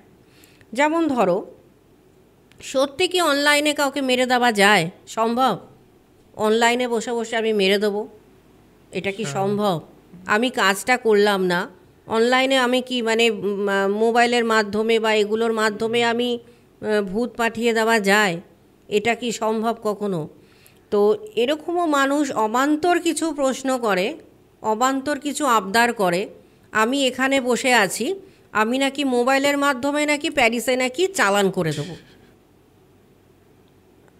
মানে এই যে মানুষের একটা মানে কোথা থেকে এই ভুলভ্রান্তিগুলো তারা মাথায় নিয়ে আসে আমি জানি না, কিন্তু সঠিকভাবে আমি যদি করি, আমাকে তো বাবা কাজে বসতে হবে। আর আমি আত্মা ধরছি মানে এই না যে কেউ আমাকে এসে বলবে যে ম্যাডাম অমুককে কিন্তু আমার একদম পছন্দ না, ও আমার অনেক দিন ধরে শত্রু, ওনাকে আপনি একদম শেষ করে দিন। মানে আজকের দিনে দেখছি ভালো কাজের জন্য যা না মানুষ আসছে, খারাপ কাজের জন্য মানুষ বেশি করে আসছে। তখন কিন্তু কেউ পারিশ্রমিক নিয়ে কোনো রকম কথা কাটাকাটিতেই যায় না, তখন মানে একদম অফার করছে তারা, আপনি বলুন না, আপনি আপনার যা যা লাগবে আপনি শুধু বলে দিন। মানে এইরকমভাবে মানুষ কিন্তু প্রস্তাবও দেয়। কিন্তু যারা সত্যিকারের হোয়াইট ম্যাজিক করে আসছে তারা কিন্তু হুট করে কখনো ব্ল্যাক ম্যাজিকটাই করবে না। হোয়াইট ম্যাজিক আর ব্ল্যাক ম্যাজিকের মধ্যে কি পার্থক্য? হোয়াইট ম্যাজিক হচ্ছে মানুষকে ভালো করব, ব্ল্যাক ম্যাজিক হচ্ছে মানুষকে মেরে দেবো। এইবার শুধু আমাকে অ্যাপ্লাই কেন করতে হচ্ছে? এই যে এত মানুষ বান মেরে আসছে, চালান করা আছে তাদের, সেখানে তারা আসছে, বাড়িতে স্পিরিট পর্যন্ত চালান করা রয়েছে, তারা আসছে। তো আজকের দিনে কিন্তু আমার যে কাজগুলো হয় কি হোয়াইট ম্যাজিকের দ্বারা, মানে আমি কিন্তু ব্ল্যাক ম্যাজিককে রিমুভ করছি হোয়াইট ম্যাজিক দ্বারা। তা বলে এইটা না যে আমি ব্ল্যাক ম্যাজিক করছি, ব্ল্যাক ম্যাজিক রিমুভ করছি মানে এই না যে আমি ব্ল্যাক ম্যাজিক করে বেড়াচ্ছি। তো এই যে মানুষের বিভিন্ন রকম প্রশ্ন, মানে বিভিন্ন রকম আবদার, আর লোকে এটা ভুলও বোঝে। মানে অনেক সময় লোকে ভাবে যে আপনারা শুধু ব্ল্যাক ম্যাজিকই করছেন, লোকের ক্ষতিই করছেন। হ্যাঁ, এটা কিন্তু আমি দেখেছি, কমেন্টেও দেখেছি যে লোকে ভাবে যে আপনারা ক্ষতি করছেন, কি করছেন, এসব উল্টো পাল্টা জিনিস, এই জিনিস কি করছি। আরে ভাই, উল্টোটাও তো হতে পারে যে ভালো করছে মানুষের। হ্যাঁ, তো এটা লোকে আজকে ধরো বগলা প্রয়োগ করছে, অনেকেই বগলামুখী করছে, তো তার উল্টো তো প্রত্যঙ্গীরাও আছে। আমি তো প্রত্যঙ্গীরাও করে দিতে পারি, আমি তো ওটাকে উল্টেও দিতে পারি, তাই না? আমি যদি বগলা প্রয়োগ করতে পারি তাহলে আমি প্রত্যঙ্গীরাও করতে পারি। সেখানে প্রয়োগের ফলে কি হয় দেখো, বগলা যদিও অন্য প্রসঙ্গ থেকে আবার অন্য প্রসঙ্গে ঢুকে যাচ্ছি, না জাস্ট সিম্পল ওইটুকুনি বলে। হ্যাঁ, বগলা প্রয়োগ হচ্ছে স্তম্ভন করে দেওয়া। আচ্ছা, ঠিক আছে, ধরো তোমার প্রচুর শত্রু আছে, সেখান থেকে তোমাকে আমি রেস্কিউ করছি, তাদের থেকে বাঁচাচ্ছি, সেভ করছি, স্তম্ভন করে দিচ্ছি, মানে স্তম্ভন, তাকে আমি দাবিয়ে দিচ্ছি। প্রত্যঙ্গীরা কি, তাকে আমি উল্টো প্রত্যঙ্গীরা করে দিলাম, মানে তাকেই আমি তোমারটা তার দিকেই আমি ফিরিয়ে দিলাম। আচ্ছা, বুঝতে পেরেছি। উল্টো মানে এটা এই যাওয়ার দিকে এরকম হয়ে, হ্যাঁ, বুমেরাং হয়ে তার দিকে চলে গেল। বুঝতে পেরেছি। আচ্ছা, এবার যেটা বলছি, হ্যাঁ, তো কিসে ছিলাম, আমি কি বলছিলাম? ওই তো যেটা ব্ল্যাক ম্যাজিক নিয়ে বলছিলেন যে এরকম করছে, হোয়াইট ম্যাজিক আর ব্ল্যাক ম্যাজিক। তো এবার হুডু আর ভুডু কিন্তু কনসেপ্ট পুরো আলাদা। হুডু এক জিনিস, ভুডু এক জিনিস। আজকে ভুডু যদি আমি করি, ভুডু করতে কিন্তু প্রচুর রকম ভেষজ জিনিস লাগে, কারণ ভুডুতে দেখবে তোমার বিভিন্ন পশু পাখিকে কিন্তু মূর্তি বানিয়ে কিন্তু পুজো করা হয় ভুডুতে। কুমিরের মাথা, ঠিক আছে, বানরের মাথা, তারপরে ধরো কোনো পাখির মাথা, মানুষের মাথা, এগুলো কিন্তু বানিয়ে কিন্তু পুজো করা হচ্ছে, মানে প্রকৃতির পুজো করছে। ভুডুয়ানরা কিন্তু প্রকৃতির পুজোতেই বিশ্বাসী, প্রকৃতি থেকেই জিনিস নেবে, ওইটা দিয়েই কিন্তু তারা কাজ করবে। আর হুডু হচ্ছে কি, হুডু হচ্ছে সামগ্রী, আর হচ্ছে ধরো আমাদের এখানে আমরা বলি না লাল কিতাব, মানে টোটকা টোটকা দিচ্ছি ধরো মানুষকে লাল কিতাবের, তো হুডুটা হচ্ছে ঠিক তাই। আমি সেখান থেকে ভেষজ জিনিস কিছু হার্বস নিয়ে আমি মানুষকে কিন্তু প্রয়োগের দ্বারা কিন্তু আমি আবার ঠিকঠাক জায়গাতে নিয়ে আসছি। যেমন ধরো বিভিন্ন যে জায়গায় যে কাজগুলো করি আমি, সেখানে আমি যখন নাকি প্রয়োগ করি তখন টোটাল 65 রকমের হার্বস আমি ইউজ করি, 65 রকমের। তার মধ্যে প্রচুর আনকমন নাম আছে, এখানে তোমরা সেগুলো পাবেও না, খুব কস্টলি, যেগুলো বাইরে থেকে আনাতে হয়, এরকমও প্রচুর আছে।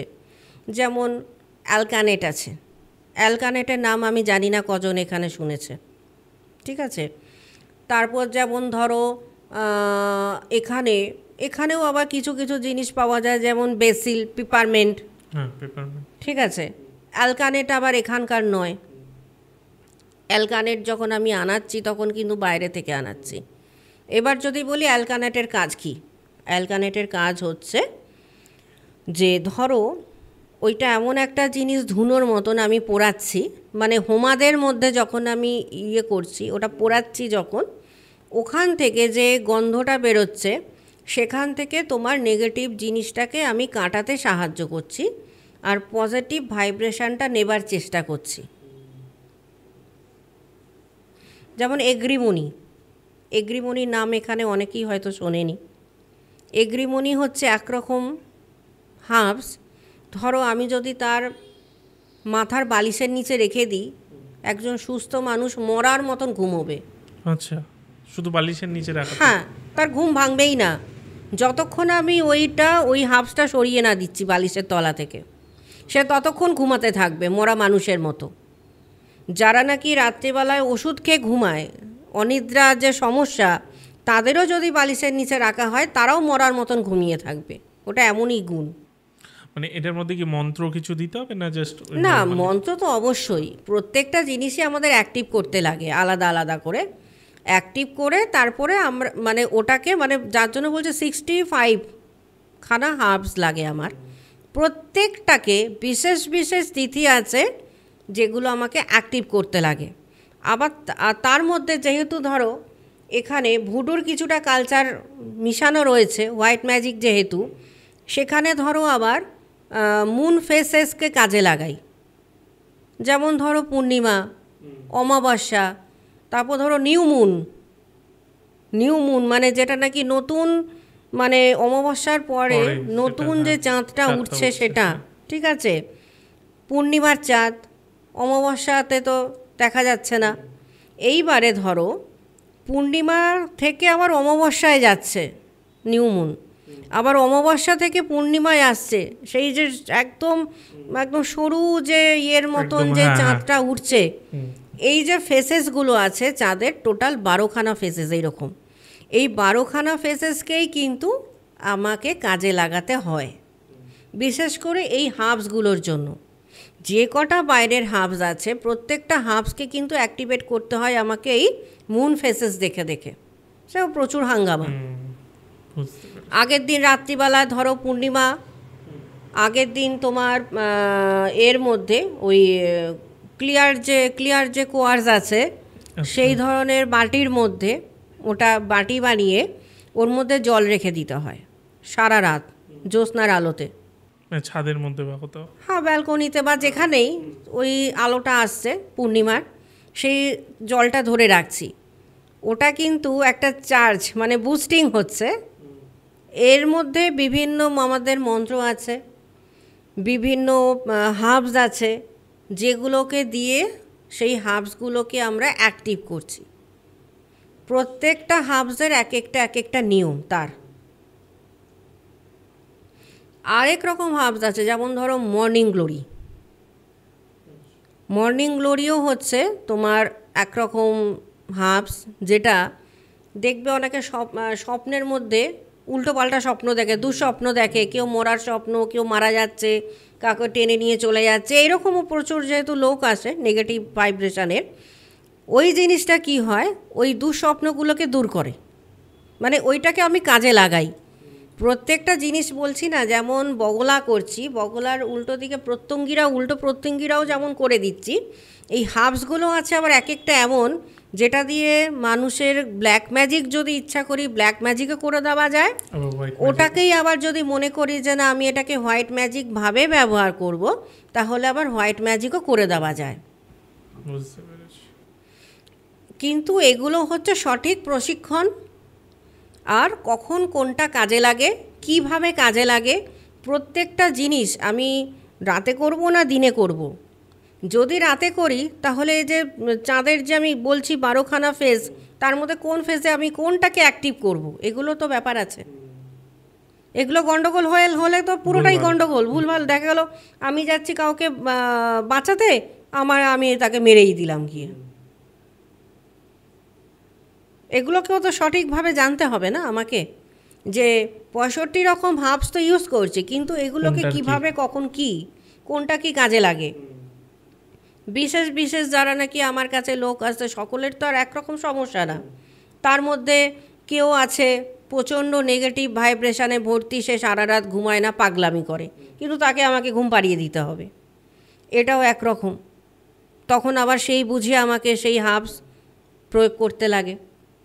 এইগুলো প্রত্যেকটা জিনিস কখন কোনটা অ্যাক্টিভ হবে, কিভাবে অ্যাক্টিভ হবে, এটা জানাটা অত্যন্ত জরুরি, নাহলে সমস্যা।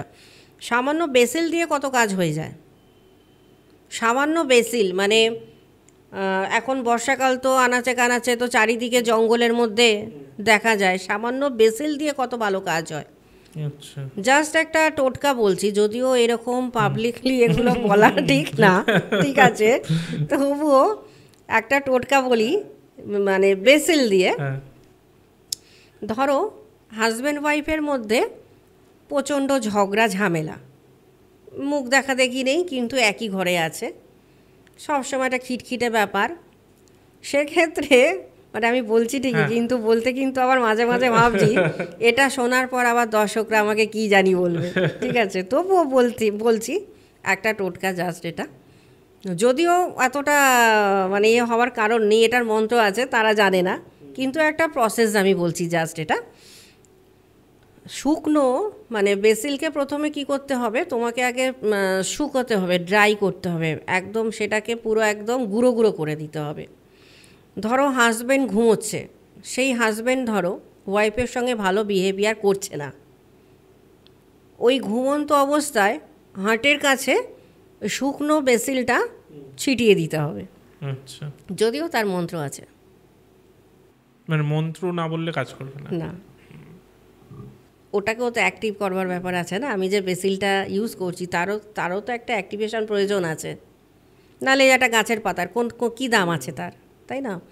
তো ওই ছিটিয়ে দেবে, তাতে দেখবে আস্তে আস্তে এটা যদি মোটামুটি 21 দিন করতে থাকে, আস্তে আস্তে কিন্তু আবার দুজনের মধ্যে আবার কিন্তু একটা সুন্দর একটা সম্পর্ক তৈরি হয়ে যাবে।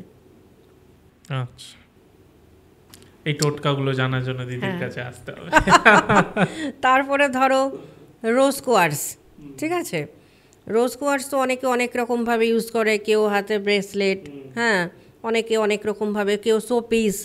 এবার সেটাকেও আবার ব্যবহার করার নিয়ম আছে, মানে নতুন ধরো বিয়ে হয়েছে হাজব্যান্ড ওয়াইফ, আরও কেউ চাইছে আমার হেলদি রিলেশান হোক, বাড়ির দক্ষিণ দিকে মানে যদিও সেটাকে ভালোভাবে বুস্টিং করবার দরকার আছে, কোয়ার্টসটাকে করে একটা কাঁচের বাটির মধ্যে পুরো গোলাপ জল দিয়ে তার মধ্যে ওই রোজ কোয়ার্টসটাকে ফেলে রেখে দিতে হবে।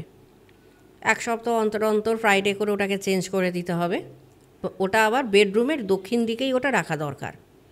তো এগুলো জাস্ট ছোট ছোট এক একটা টোটকা আর কি, যেগুলো হুডুর মধ্যে আছে।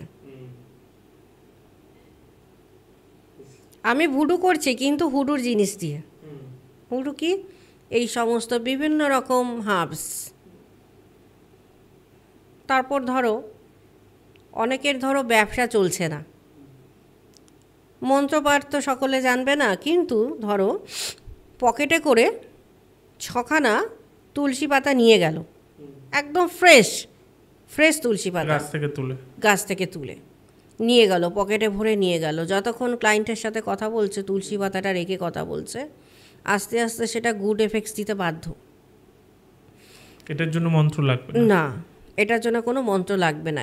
ইউরোপে এমনও আছে, ওখানকার ছেলেরা ধরো ইউরোপের ওখানে ওই সমস্ত কান্ট্রিতে কিন্তু বেসিলের যে এসেন্স আছে না, ওরা যেহেতু এই কালচারটাকে খুব বেশি করে মানে, ওরা কি করে জানো তো, ধরো বেসিলের এসেন্স নিয়ে একটু হাতে, অনেক মেয়েরা আছে জাস্ট একটু রাব করে নিল, ওটা মেখে বেরোলো অফিসে। কোনো ধরো অফিস কলিগ বা অফিসের বস ওই বেসিলের গন্ধটা নাকে আসলো, ওই যার হাতে পাবে বা যার গায়ে এই গন্ধটা পাবে, সঙ্গে সঙ্গে তার প্রমোশন। কারণ ওরা গুড লাক বলে মনে করে, তাদের জন্য ওরা গুড লাক, ওটা গন্ধটা, যে বেসিলের যে ফ্রেশ যে গন্ধটা আছে তাদের জন্য খুব ভালো। এরকম বহু জিনিস, মানে এই ধরনের বহু জিনিস আছে। পিপারমেন্ট আছে, যেটা তোমার এই পিপারমেন্ট হচ্ছে আবার ইউজ হবে ধরো অনেক দিন ধরে তোমার পুরনো ব্যবসা বসে যাচ্ছে, সেটাকে আস্তে আস্তে গ্রো করতে হবে। যদিও এটার অনেক প্রসেস আছে, প্রসেসে সেগুলো আনা হয়। তো এই রকম টোটাল 65খানা হার্বস এক একবার এক এক রকমভাবে অ্যাক্টিভ করে সমস্তগুলো এক জায়গায় করে তারপর সেগুলোকে প্রয়োগ করা হয়। মানে এখানে কি আসলে পাঞ্চিং, আমাদের যে পুজোর প্রসেস আছে সেটা, তার সাথে অবশ্যই আমাদের পুজো পাঠ, তার সাথে অবশ্যই আমাদের হাওয়ান, তার সিস্টেম আমার হাওয়ান আবার মিক্সিংয়ে হয়, শক্তি আর অঘর পাঞ্চ করা থাকে, আমার সিস্টেমই তাই আমার। তার মধ্যে কিন্তু আবার যখন এই নেগেটিভের কাজগুলো করি তখন কিন্তু ভুডুও কিন্তু এক হয় আমার। কারণ যেটা যেই পথে করা যায়, মানে তাড়াতাড়ি হবে আর কি, যে এটার সাথে এটা মিশিয়ে যদি আমি করি তাড়াতাড়ি হবে, শুধু এটা করলে হয়তো দেরি হবে না, দেরি হবে, সেই অনুযায়ী আপনি কাজ করেন। বুঝতে পেরেছি। একটা লাস্ট আমি একটা কোয়েশ্চেন করবো, এই যে অনেকে বলে যে হাতে এটা লিখুন, এই পেন দিয়ে এটা লিখুন, এগুলো কি সত্যি কাজ করে? মানে এটা লিখলে হয়তো এই জিনিসটা তাড়াতাড়ি হবে? না, ধরো বলে না যে মানুষের একটা মন হলো যে এইটা করলে আমার খুব ভালো হবে, মানে এই যে তুমি মনে করে নিচ্ছ ভালো হবে, তাতে কিন্তু তোমার অর্ধেক ভালো হয়ে যাচ্ছে। হাতে ধরো একটা 6 লিখলে এই জায়গাটা, তাতে কি তার মানে হয়? তো বিশাল কি তোমার প্রসপারিটি চলে আসবে, বিশাল তোমার ফ্রেম বেড়ে যাবে, এমন কি কোনো ব্যাপার? 6 লিখে দিলে না, তুমি মনে মনে ভাবছো যে আমি খুব অ্যাক্টিভ হয়ে গেলাম, এই যে মনে মনে তুমি ভেবে নিচ্ছ যে আমি অ্যাক্টিভ হয়ে গেলাম, তাতে কিন্তু তুমি অর্ধেক অ্যাক্টিভ, তোমার অ্যাক্টিভনেস চলে আসবে, ব্রেন কাজ করবে, তোমার ব্রেন যেমন কাজ করবে তুমি তেমনই কাজ করবে। আর দেখবে কোনো কাজ যখন তুমি উৎসাহের সাথে করবে সেই কাজটা এমনি খুব ভালো হবে।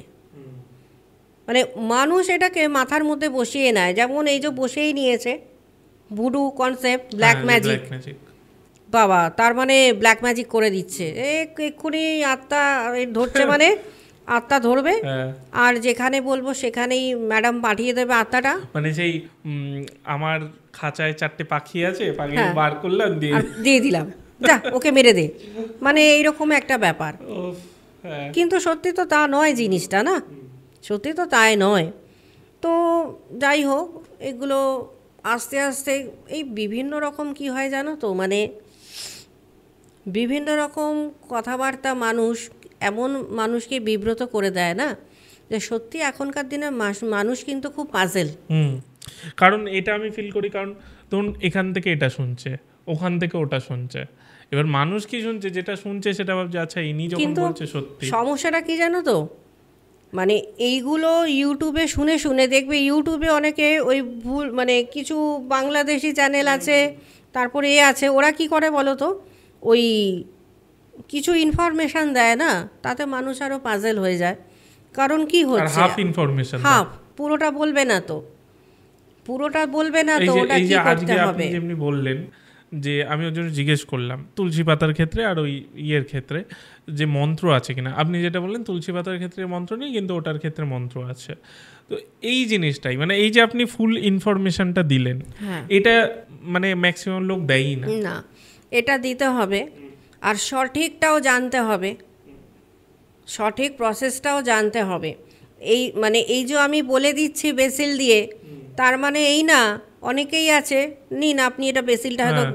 বেটে খেয়ে নিন, বলা যায় না তো, এটাই থেকেই মানুষ কি বলবে, কিন্তু আদৌ কি বেটে খেলে সেটা লাভ হবে সেটা দেখতে হবে। আর যদি বেটে খায়ও, তার কি রোগ হলে কি ওষুধ খাবে হ্যাঁ। এটাও তো জানতে হবে। তাহলে বেটে খেলে পেট খারাপ হয়ে হ্যাঁ, গেল। সেটাও তো জানতে হবে। আমি যে একজনকে বলে দিলাম, তুমি ধরো একটা ধরো কোনো রকম ইনফরমেশান ছাড়লে যে এটা ইউজ করুন, কিন্তু এই যে জিনিসটা কথা বলছো ইউজ করার জন্য, সেটা কি কাজে লাগে, কিভাবে কাজে লাগায়, এটাই আমি না জানলাম। তোমার কথা অনুযায়ী আমি ইউজ করে দিলাম, কিন্তু ইউজ করার পর কি হলো সেটা কিন্তু সে দেখলো না। যে আমি যে শুনে ইউজ করে দিচ্ছি তাতে কি আমার লাভ হলো না উল্টে আমার উল্টো লোকসান ক্ষতি, হলো, হ্যাঁ। এটা তো আগে বুঝতে হবে না। কাজেই কোনো ইনফরমেশানের ওপরে কাজ না করাটাই ভালো। যার জন্য কেন বলে যে ডাক্তারের কাছে যাও, সঠিক কি ট্রিটমেন্টটা তুমি সেটা করো। এই যে আমরাও যেমন দেখবে যে পাকামি করে কত ওষুধের দোকান থেকে কিনে খেয়ে নিচ্ছি, তাতে হয়তো দেখাচ্ছে যে আমার জন্য এটা ঠিক না, আমি ওই ওষুধটা কিনে খাচ্ছি, তার থেকে হয়তো কি হলো আমার আরও সমস্যা বেড়ে গেল, আমার অ্যালার্জি হয়ে গেল, অনেক রকম সমস্যা হতে পারে, কারণ আমি জানি না তো সঠিক ওষুধটা কি আমার জন্য। এক্স্যাক্টলি। একটা ওষুধের মধ্যে কি আছে সেটা তো আমাকে সেটা তো, জানতে হ্যাঁ। হবে না, আর সেটা কি কারণে খায়, কোন রোগ হলে খায়, কতটা তার ডোজ, সম্পূর্ণটা জানা দরকার। না জেনে ইউজ করলে কিন্তু সেটা সমস্যা গিয়েই দাঁড়াবে। তো ভুডু এই যে কনসেপ্টগুলো আমাদের, ভুডু তো যেহেতু একটা ধর্ম, ভুডু ধর্ম কিন্তু খুব শান্তপ্রিয়, জানো তো, ওরা কিন্তু চট করে কিন্তু কারো কোনো ক্ষতি করে না। ওদের কিন্তু ঘুম থেকে উঠে রাত পর্যন্ত ওদের কালচারটাই কিন্তু ভুডু কালচার, মানে এই সমস্ত কাজ করা, কারণ এটাই তাদের কাজ। যেমন ধরো সনাতন ধর্মের আমাদের কাজ কি, আমরা বিভিন্ন রকম দেবদেবী পুজো করছি, ঘুম থেকে উঠলাম, মন্দিরে গেলাম, মন্দিরে গিয়ে পুজো পাঠ শুরু করে দিলাম। বা ধরো আমাদের বাড়িতে যে গৃহ মন্দিরে যে ছোটোখাটো যার বাড়িতে যেমন মন্দির আছে, যেই দেবদেবী বসানো আছে আমরা পুজো পাঠ করছি। কিন্তু ভুডুয়ানরা কী করছে, ভুডুয়ানরা ওরা ঘুম থেকে উঠে কিন্তু এই যে টোটকা তার ওপর বেস করে, প্রকৃতিকে বেস করে, আর ওটা একটা জিনিস ওরা খুব মানে, ধরো আমরা যেই জগৎটা চোখে দেখছি সেটাও আমাদের কাছে একটা জগৎ পরিষ্কার, আর যেই জগৎটা দেখতে পাচ্ছি না অনেকটাই আছে, যেমন ধরো এই যে আমি ধরো যেমন নাকি বলছি যে স্পিরিটের জগৎ তো সবার জন্য নয়, সেটা তো অনেকেই চোখে দেখতে পাচ্ছে না, কিন্তু যেটা চোখে দেখতে পাচ্ছে আর যেটা চোখে দেখতে পাচ্ছে না, মিডিয়াম কিন্তু ওরা কিন্তু ধরে কোনো মৃত্যুকেই ঘিরে ওরা দেখে, চোখে দেখা জিনিস আর না দেখা জিনিস। তার কারণ ভুডুয়ানদের এটা বিশ্বাস যে আমরা যারা বেঁচে আছি প্রত্যেকের সাথে সাথে বা প্রত্যেকের কাছাকাছি কিন্তু মৃত ব্যক্তিরাও আছে। কারণ আমি অনেক কিছু চোখে দেখতে পাচ্ছি না, অনেক জায়গায় পৌঁছতে পারছি না, যেটা মৃত ব্যক্তিরা দেখতে পাচ্ছে আর মৃত ব্যক্তিরা গিয়ে পৌঁছতে পারছে, যার জন্য কি হচ্ছে ওরা কিন্তু মৃতটাকেই কিন্তু কাজে লাগায় বেশি। ওরাও কিন্তু আমাদের কালচারের মতন, যেমন ধরো এই যে আমরা পুজো করছি, আমরা কি করি, বলি দিই, সেখানে যে যা কিছু বলে দিচ্ছি, কখনো ছাগ বলি দিচ্ছি, কখনো ধরো অনেকে আছে কুষ্মাণ্ড বলি দেয়, অনেকেই আছে মাছ বলি দেয়, এরকম তো বিভিন্ন রকম তো বলির প্রথা আছে আমাদের। ওদের মধ্যেও কিন্তু তাই আছে, ওদের মধ্যেও কিন্তু কি আছে, কোনো কাক বলে দিচ্ছে, কোনো পশু বলে দিচ্ছে, অথবা কাকের মাথা বা ধরো কাকের পালক, এগুলো কিন্তু ওদের জন্য কিন্তু খুব শুভ জিনিস। মানে আমাদের কাছে যেমন বলির জিনিস, বলি ধরো মাকে বলি দিলাম, সেটা আমাদের জন্য খুব ভালো, মায়ের মহাপ্রসাদ, ওটাও কিন্তু ওদের কাছে কিন্তু খুব পবিত্র জিনিস বলে ওরা মনে করে। প্রসেস কিন্তু এক, শুধু নামগুলো আলাদা আলাদা, যেহেতু বিভিন্ন দেশের বিভিন্ন কালচার, হ্যাঁ, সেই বিষয়গুলো। আর জিনিসপত্র আলাদা। আমরা এই যে ধরো এই যে আমরা বিভিন্ন রকম পশু পাখি মায়ের কাছে বলি দিচ্ছি, কত জায়গাতেই তো আছে মনসা পুজোর সময় হাঁস বলি দেয়। তো হাঁসটা কি পশুর মধ্যে পড়ছে না, পশুর মধ্যে তো আর হাঁস পড়ে না। সেরকম কিন্তু ভুডুয়ানরাও কিন্তু পাখিকে বলে দিচ্ছে, তার রক্ত নিচ্ছে, তার রক্তকে কাজে লাগাচ্ছে, সেটা কিন্তু তার পুজোর প্রসেসের জন্য। তা মানে এই না যে ওটা নিয়েও ব্ল্যাক ম্যাজিক করে দিচ্ছে। কিন্তু আমরা কি বলি, বাবা ও তো ব্ল্যাক ম্যাজিক করছে বসে, কী সব করছে, পালক টালক নিয়ে দেখ, রক্ত ফক্ত নিয়ে বসে আছে, এই রে কার কি ক্ষতি করে দেবে। মানে এক একটা, ওটাই যেটা বললাম প্রথমে, যে এক একজনে এক এক রকম ধারণা, হ্যাঁ, এটাই হচ্ছে মেন। কিন্তু দেখো আস্তে আস্তে মানে টোটাল ফুল ওয়ার্ল্ডে যদি বলা হয় সংখ্যক, যে কত সংখ্যক মানুষ এখনও এই ভুডু কনসেপ্টকে, এই কালচারকে ধরে রেখেছে, তাহলে এখনও পর্যন্ত কিন্তু 60 মিলিয়ন মানুষ কিন্তু এই ধর্মের সাথে জড়িয়ে আছে, যারা ভুডু প্র্যাকটিসই করছে বিভিন্ন প্রাকৃতিক জিনিসকে কাজে লাগিয়ে। এইবার উইচক্রাফটে কিন্তু কি হচ্ছে দেখো, উইচক্রাফটটা মানুষের ক্ষতি করছে। যেমন কেমন, ডাইনি বিদ্যা করে কি করছে, মানুষের ধরো কোনো অল্প বয়সিয়া কোনো মেয়ে, কোনো মহিলা, সে হয়তো গর্ভবতী হয়েছে, তার সন্তানকে মেরে দিল, সেটা কিন্তু উইচক্রাফটে হচ্ছে, মানে খারাপ শক্তিকে খারাপভাবে নিচ্ছে। আবার ধরো তোমার বাড়িতে ধরো কোনো গৃহপালিত পশু আছে, আমার ভালো লাগছে না, কারণ ও রাত্রিবেলায় খুব বার্কিং করছে, তাহলে ওকে মেরে দিতে হবে। ওটা কি করছে, মেরে দিল, ওটা কিন্তু উইচক্রাফট। বা ধরো তোমার বাগানে বেশ সুন্দর ফুল হয়েছে, বাহ, ওর বাগানে এত সুন্দর ফুল হচ্ছে, আমার ভালো লাগছে না, আমি যেভাবেই হোক এটা নষ্ট করে দেবো, তখন কিন্তু ডাইনি বিদ্যা, ওই উইচক্রাফট, ডাইনি বিদ্যা তখন করা হচ্ছে, মানে মানুষের ক্ষতির কাজেই বেশি। হ্যাঁ, এইগুলো কিন্তু ভুডু আর উইচক্রাফটের মধ্যে কিন্তু অনেক পার্থক্য আছে, এটা আগে মানুষকে বুঝতে হবে।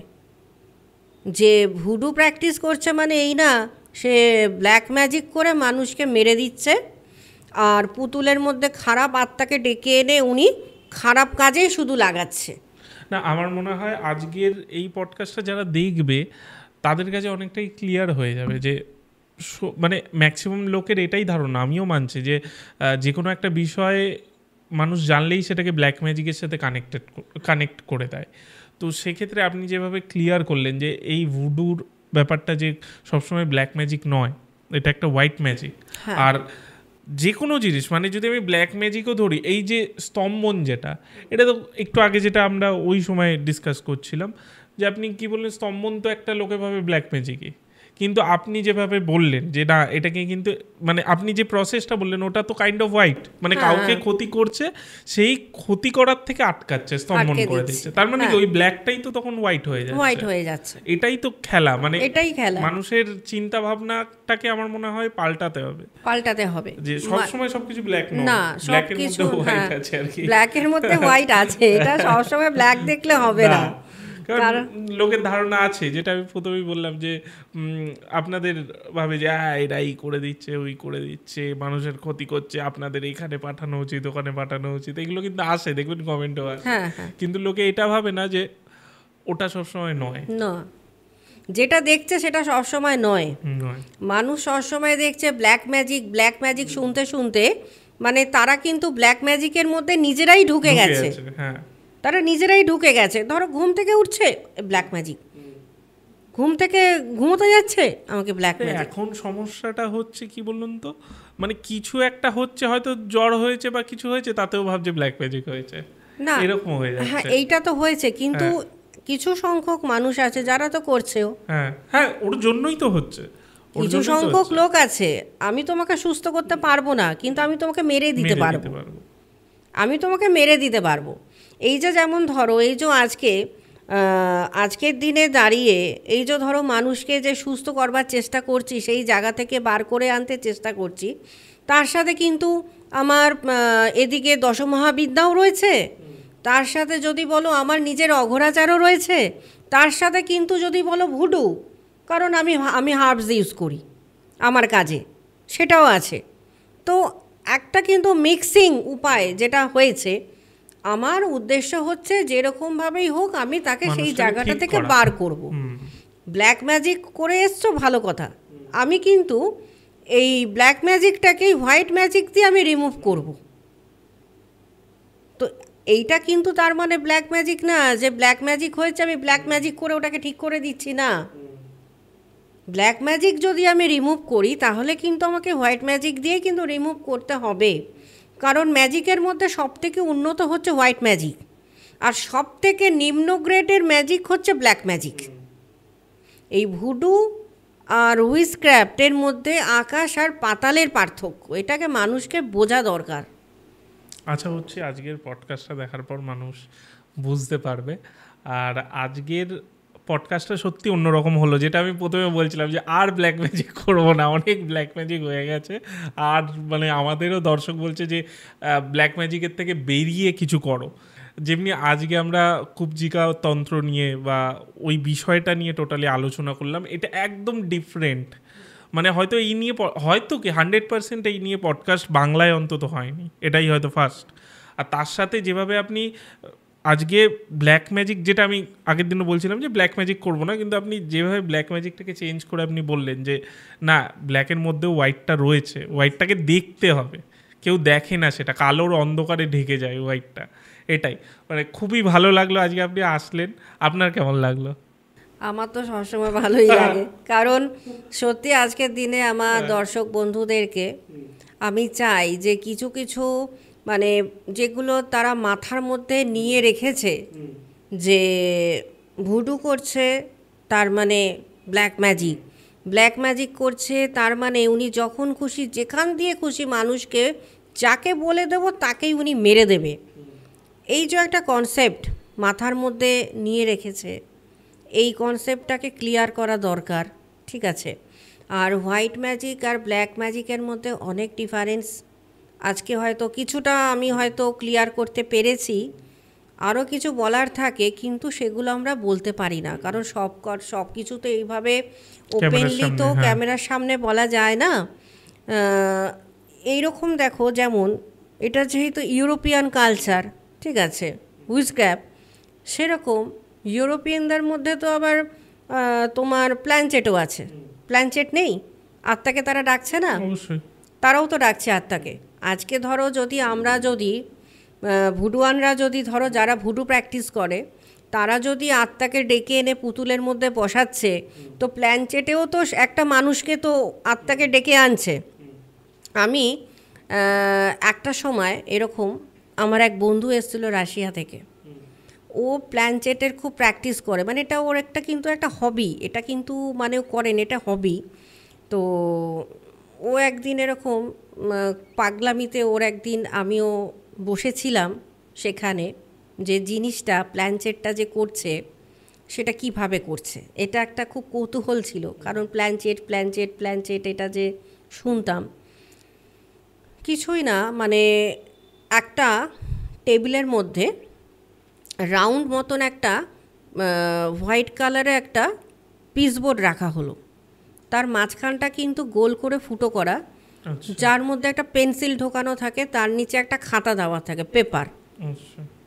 আর ওই যে রাউন্ড যে ডিশটা মানে বানানো হয়েছে ওটা যেন ঘোরে, কারণ যখন নাকি স্পিরিট যখন আসে তখন ওটা ঘোরে, আর পেন্সিলটা কিন্তু লিপিবদ্ধ হয় খাতার মধ্যে। মানে পেন্সিলটাকে এমনভাবে রাখতে হবে যাতে পেপারের সাথে যেন টাচ হয়ে থাকে সেখানে। আর ওখানে কি হয় জানো তো, একজনকে মিডিয়া হতে হয় যার শরীরে আত্মাটাকে আনা হচ্ছে, আর এরকম বিজোড় সংখ্যক হতে হয়, ধরো 7 জন, হ্যাঁ, এইরকম বিজোড় সংখ্যক থাকবে যারা একে অপরের এরকম হাতটাকে এরকম টাচ করে, আঙ্গুলগুলোকে টাচ করে বসে থাকবে একে অপরকে ধরে। তারপর ওই স্পিরিটকে যেরকম আর কি নিয়ম আছে সেরকম নিয়ম অনুসারে সেই স্পিরিটকে ওখানে ডাকা হয়, আর একজন থাকে মাঝখানে যে ওই পেপারের সামনে পেন্সিলের ওখানে থাকে, পেন্সিলটাকে টাচ করে, কারণ ওই ওখানে লিপিবদ্ধ করবে তার শরীরেই মাধ্যম হয়ে সেই স্পিরিটটা নেমে আসবে। এবার সেখানে ধরো ডাকতে ডাকতে যদি কোনো প্রকার কোনো ভুল স্পিরিট চলে আসতেই পারে সেখানে ডাকতে ডাকতে, তখন কিন্তু তাকে সেখানে ক্ষমা চেয়ে আবার তাকে রিটার্ন করে দেওয়া হয়। আচ্ছা, যে আমি আপনাকে ডাকতে চাইনি, ভুলবশত আপনি এখানে চলে এসেছেন, আমার ক্ষমা মার্জনা করুন, আপনি আপনার যথাস্থানে ফেরত যান। তো এইভাবে আর কি ইউরোপিয়ানরা এই প্ল্যানচেটেরও খুব কিন্তু একটা সময়, এই যেমন নাকি ভুডু উইচক্রাফট, সেরকম প্ল্যানচেটেরও কিন্তু একটা সময় খুব মানে রমরমা ব্যাপার ছিল, যে প্ল্যানচেট, যে কথায় কথায় প্ল্যানচেট করতো, প্ল্যানচেট করে ডেকে আনো আত্মাকে। কিন্তু এগুলো উচিত নয়, একদমই উচিত নয়। কারণ আমার চোখের সামনে দেখা যে মাধ্যম হয় তার কিন্তু যথেষ্ট কষ্ট হয়।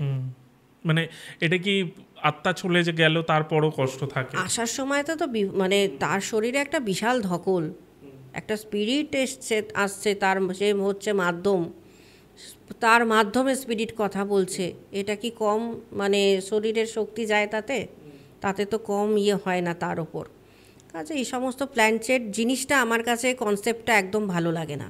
ওই আপনি কি ওটাই লাস্ট করেছিলেন তারপর আর করেন না? ওই যে দেখেছিলাম না যে মাঝখানে যে আর কি মাধ্যম হয়েছে, তার শরীরে যে কষ্ট, একটা স্পিরিট তাকে মিডিয়া করে তার শরীরে আসছে, সে অসম্ভব মানে কষ্ট পাচ্ছে, সে যেমনটি ঘাঁটি ধরে লেখাচ্ছে, সে যেমনই ওখানে লিখছে, সে যখন যাচ্ছে তার শরীরে আর কিছু থাকে না, সে অজ্ঞান হয়ে যায়। হ্যাঁ, তো ওইটা দেখার পর থেকে আমি এই জিনিসটা থেকে না, যাই করি প্ল্যানচেটের মধ্যে আমি থাকবো না।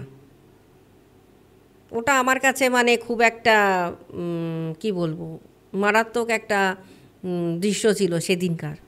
সেদিন থেকে ভয় লাগেনি? মানে তখন তো না, আপনি সাধনা করছিলেন না, একটা এক্সাইটেড ব্যাপার, একে অপরের হাত ধরে আছি।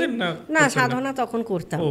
তাহলে তো ভয়ের যার ব্যাপার জন্য ছিল না। আর কি আমাকে বলেছে যে তুই তো শ্মশানে বসিস, শ্মশানে বসে স্পিরিট ডাকছিস, তাহলে এবার দেখ এই প্ল্যানচেটটা দেখ কিভাবে ডাকা হয়। মানে না সেই কিউরিসিটি বশত আমার ওখানে আর কি বসা, যে সত্যি তো যখন এইরকমভাবে যখন আমি যখন স্পিরিট ডাকছি, তাহলে প্ল্যানচেটও সেও তো স্পিরিট ডাকছে, তাহলে ওই প্রসেসটা কি হতে পারে, তাহলে ওটাও আমি দেখি। কিন্তু দেখার পর যে অভিজ্ঞতা সঞ্চয় হলো, আর থাক, এই প্রসেসটাই আমার প্রসেসটাই বেটার।